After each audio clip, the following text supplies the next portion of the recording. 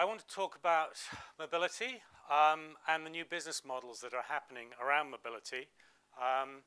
There is a lot of opportunity, but in order to take advantage of that opportunity, we need to know a little bit about the space first of all. So what I'm going to talk about is, first of all, some definitions, some terms. What is open? What is mobility? What are the new business models?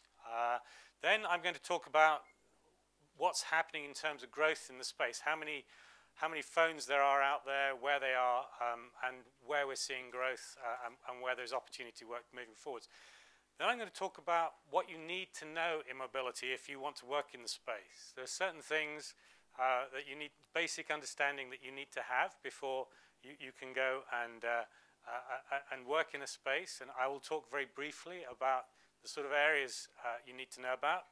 And then what innovation there is in mobility, in the mobility space, and how you can look at everyday occurrences and take those and see opportunities for innovation in those areas. There is the interesting thing about mobile is there is just so many spaces for innovation, and it's a very nice area because you can sit with your friends in a cafe, or you can be out climbing if you climb, or sailing, or doing any of your activities, and you can see opportunities for mobility, for devices. We now have technology which we can use in many different areas, and straight away you can start to see the ability to use those technologies. In the mobile phone space, a lot of the barriers are caused by people who own parts of the mobility system. So your mobile phone, my mobile phone, is connected through a carrier, or they don't like to be called carriers, through a network operator. And the network operator can say what goes on the phone and what doesn't go on the phone to a great extent. Okay? So let me give you a real example about this. I use voice over IP, VoIP, and I use it on my PC all the time. And I can use this PC here, my PC, and I can phone anybody in the world from my office number. And anybody who phones me at Microsoft, it will come through to my PC wherever I am. I would love to be able to do it on this.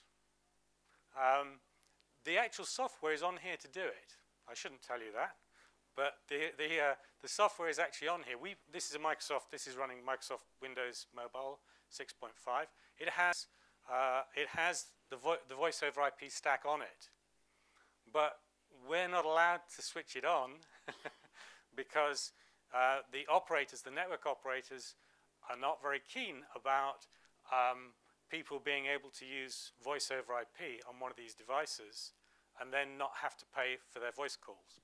And a feature phone is a more standard phone. It has a camera in it, and typically it allows you to do some basic functionality, like take a picture and put it on the web, or to download a ringtone or a game and play it on the phone. It's not generally programmable. Almost all feature phones out there run a program called J2ME. J2ME is by far the most prevalent operating system for phones. Unfortunately, it is not a very standard. It comes back to the openness. It's actually not a very standard set of programs, so every phone is slightly different. So trying to write programs to those becomes extremely difficult. Another application is heart bands monitoring. So you can now get a heart band which monitors your pulse rate and your blood pressure, and that can then be picked up by your phone. So when you're exercising, your phone can keep your statistics of your health statistics automatically, and then copy those back up to the cloud. One of the things that annoys me is that actually Europe is well ahead in these technologies, in particular through the air technologies like 3G and 4G, than the US. The US cell phone system is dreadful. It is absolutely dreadful. And here in Europe, the system is very, very good. And we should take advantage of that because we have much better facilities to provide data over the cell phone systems than they do in the US. In many cases, things that we can do here, the thing I was talking about earlier, voice over IP on the phone, you can't do that in the US because their data rates are too low. You can do it here. BlackBerry, the RIM, is an extremely effective company, and they have done a very good job and made a big business out of providing email. That's what they do. They provide mobile email, right? And they're a multi-billion-dollar company at just doing that. Apple, with the iPhone, have provided the ability to do mobile browsing. There is, again, so that's basically their remit is, okay, we can actually allow you to start to do browsing on your phone, and have been very successful with that. There are a lot of other services that we can start to provide onto the phone from the internet. We're beginning to see advertising, the ability to put advertising down, start to be able to pay for things. We had a little discussion earlier. Actually, nothing's really free. It's actually, the interesting thing is how you take something and make it appear to be free by doing some sort of monetization. So Google provides a free free search service, but they do that by providing advertising, for instance. So what you can do nowadays is people are starting to say, how can we use models where we provide services on these phones, but then somebody else pays for them? And actually, it's a very complex model. It's very easy to make a business by giving things away. Marketing is looking to be changed quite dramatically in the next few years, just as it has in the last few years. Marketing has changed dramatically because of the whole viral marketing and the Web 2.0. It will also be impacted similarly by the mobile phone as well. And you'll start to see a lot of that feeding through into what's happening in the marketing space. The area that there's the most growth in the moment is the whole area of sales. The idea that you can have a marketplace on your phone and you can go and look for an application to do a particular piece of function. Say you want to have a translation application. So your phone will do automatic translation. Perhaps I shouldn't say this with the interpreter there.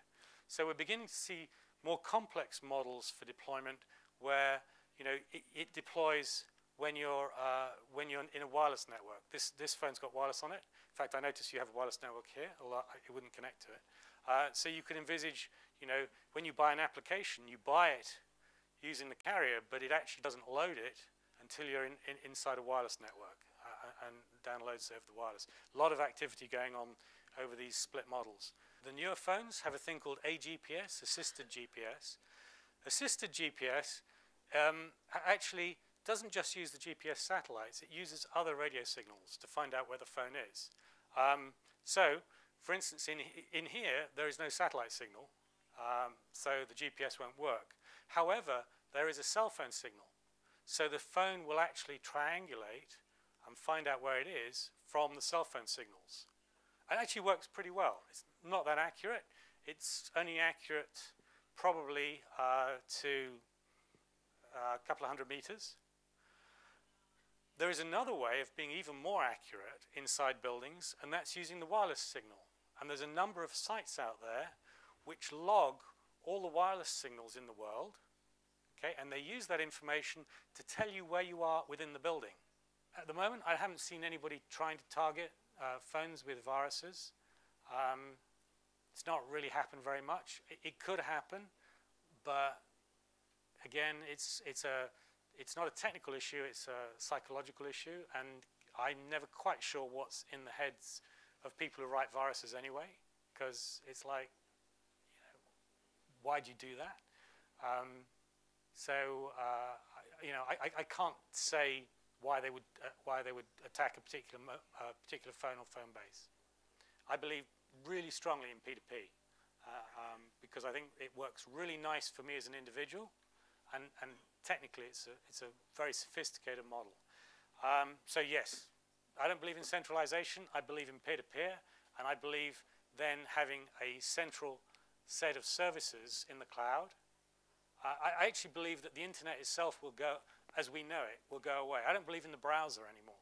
The browser's going to go away because, you know what, if you can connect to each individual service you want and you can do it on any device, why do I need to go to a browser except for search?